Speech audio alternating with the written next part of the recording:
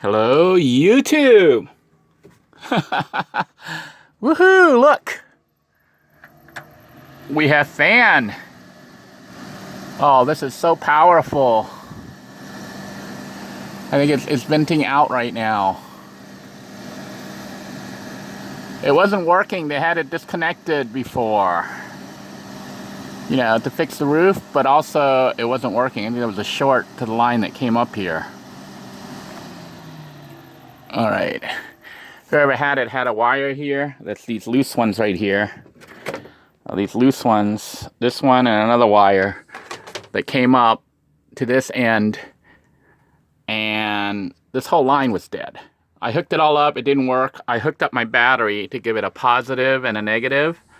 And the fan came on. So then I knew the fan worked. Just the line was dead. From here to here. So then I checked it to see if it was working from here to there, using another line other than the ripped up line right here, the ripped up electrical cord, just wire. So saw that it was also dead. So that meant this whole assembly. See, there's an attachment here where I use those screw thingies. I don't know if I can show it to you here, but those things that you twist on. But I've shoved it back up in there. I wasn't going to film this and said, you know what, some people might actually find this useful. But basically what I had to do was make sure that the fan was working. So I gave the fan 12 volts, positive and negative. I just ran the wire directly using these jumper clips, and I connected it carefully, trying not to short the system out, and I got it to spin. So that meant the fan was working, which is very good news. But then I had to track the line, and it turns out this whole assembly here was dead.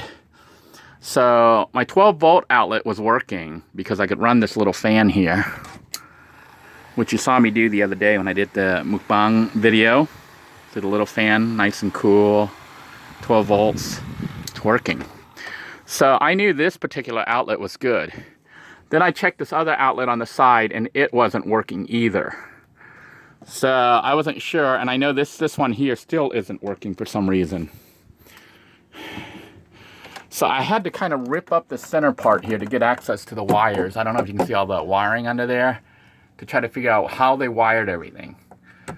You know, looking at all this mess, sometimes I think it might be better for me to just tear everything down and rebuild everything from scratch. But I don't have the funds nor the time for that. So I have to make this thing work. You know, it was original wiring that I don't know, and then it's also somebody messing with it, and then it's also leaking and patches and cuts and possibly short circuits. So stuff's not working. I can't seem to get the propane stove to come on. I'm still trying to figure out. Maybe I'll get someone to show me, someone who knows RVs can tell me how you get that stove to work. I tried looking up online, and it didn't help me much. It said, I should be able to put it in on gas mode, and it should work, but and checking the gas valve down underneath the vehicle I had it on, the gauge says it's full, so I don't know. Maybe the gauge is wrong, or maybe I'm doing something else. I'm missing a step. But anyhow, I went ahead and found the line that went to that particular outlet right there, which you can see here has 12 volt, and then it's got a special circuit board here for amplified television signal. So I think that's an amplifier. So you can get amplified television receiving signal, or it might be satellite. I don't know, but it's probably amplified television. But what I was interested in is the black line with the white line on it, and then also the solid white line. I'm not sure which is positive. I think the one with the black line is the negative, and the solid white is the positive. But anyhow, all I had to do was match the color. So I found. You can see how it has one white and one black that came from over there, from that side towards the power switch or whatever, where I guess they have the fuse box. I'm not 100% sure how this is all wired. But I split it. I took one side and I continued to run it to my 12 volt DC. That's why you see here two black lines. One goes to the 12 volt, positive, one goes to the negative. I think this is the positive and I think this is the negative. So that would keep that on. And then the second one I thought came down to here, but alas, it still doesn't work. So that means I have to double check and see why that's not working. Either the unit itself is bad, or there's some additional wiring here that has come loose or shorted. Now I do know that this particular one right here, which didn't work before, does work now. So let me try to find a bulb. If I can show you here. Let me pause the camera and I'll put on a put in one of these bulbs, assuming that this one works. We'll find out. All right, the first bulb I plugged in, this one here, is bad, so I'm going to toss that. It's no good. Doesn't come on. But this one should come on. This is one that I took that I know is working. So let me turn that on. I'm having a hard time here trying to turn this on. See, there, now it's on. So you can see this does work. So we have light here. We know this is kind of bad, but I'm going to screw all this together and assemble it all. Because at least we have that, and we have the fan here, which I can use to, on this bunk bed area, if I make it into a bed, someone can sleep here and have a nice cold breeze blowing right at them. You know, or you can have hot air being sucked out during the daytime at least. I need to figure out why this light overhead over the dining area is not working. So that's going to be my next thing. But I really hadn't intended to do electrical today. I was trying to start to put up the insulation, all these loose insulation panels. You see how they're everywhere? That way I can clear up the van for use, you know, the RV to be used. But also to get them back up on the roof so I can start to seal things off and close things out so the RV starts not looking like such a mess, because it stresses me out to be surrounded by crap everywhere.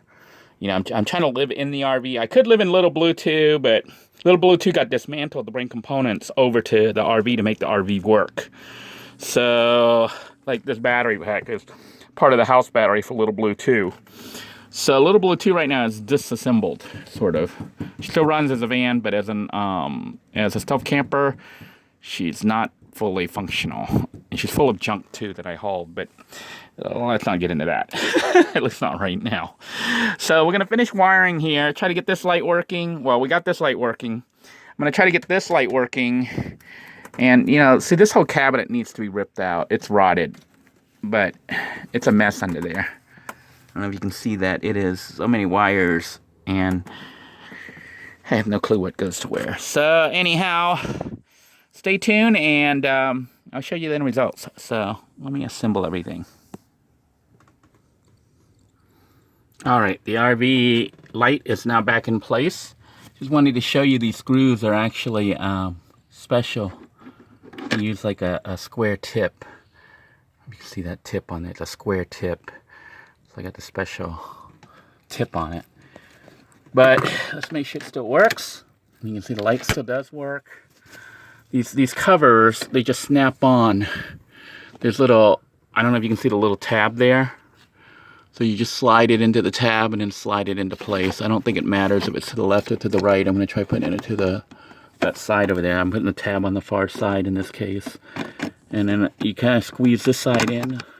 Actually do this side first. It's going to take two hands or I'm going to break this thing. So let me try it with two hands before I break it. All right, I managed to get it in. There were slits there, but they had a center tab where it slides in. So we got a working light now, which is good. Got a night light for the bunk bed area. And let's double check our fan, because this was the big thing to make sure it works. Basically, all these 12-volt appliances seem to be wired directly into the house battery or the leisure battery on the RV that sits up front. I went ahead and bought a brand new 135 amp hour cheap Walmart RV battery and stuck it up there. It's a deep cycle battery. So, oh man, that fan is so powerful. Can you hear that? This is really cool. It is sucking up air right now. And you can set it to reverse, you know. See, this is where the old wire is and stuff, but it's a mess, but at least the fan works. I'm going to try it the other way. So it says like in and out. So this, I guess, is coming in. It's going to pull air in. So the fan spins the other way. So you get the low speed And that's the high speed. Now it's pulling in air from outside, and it'll blow it out through the windows. So right now we're bringing in air from outside. We can pull air from inside, or we can pull air from outside. I think I prefer to push the air from inside out of here, because hot air rises, so it'll blow out the hot air, and then where the windows and the doors are open, it'll pull in the cold air, or the cooler air, hopefully the cooler air. So that's what the plan is, as far as trying to stay cool in here. So that's a very good thing. Now I need to start trying to get the insulation into place so I can put up wood panels so this doesn't look so bad. I have tried to seal the leak outside through the window gaps using this stuff here. Ended up using 2 cans. This is expensive stuff. It's called, as seen on TV, Flex Seal Clear. It was like $12.88 or something per can. And you spray it out, and it's kind of a liquid that goes in and hopefully fills like little tiny cracks, little gaps. I don't know if it's going to seal it or not, but I sprayed it. And I had to do it while it was still kind of damp. You know, it had stopped raining, but it was damp, which is not the most ideal conditions. If I had known it was going to be dry today, I would have done it today, but I did it yesterday, and I did 2 coatings on most of them. Some I only did 1. But I basically sprayed on the outside around the perimeter of the window, mostly along the top edges, because that's where, you know, water drips down. You're trying to follow gravity. I did notice the back here, the back section actually, it comes loose, so I had to build a whole new rear wall.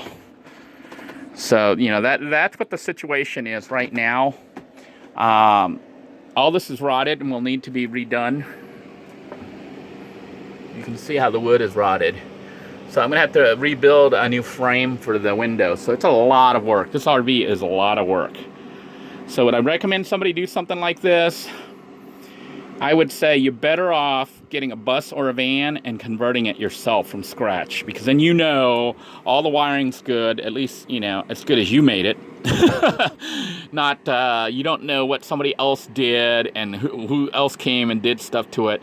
And also, material-wise, I don't think it would leak like this. This RVs look like they're poorly constructed. But am I glad I did it? Yeah, because, you know, I got this RV for $1,200. Spent about $100 to get it here, and I still got to spend another $300 or so to get it tagged and licensed. I got insurance on it, but it's just minimal coverage.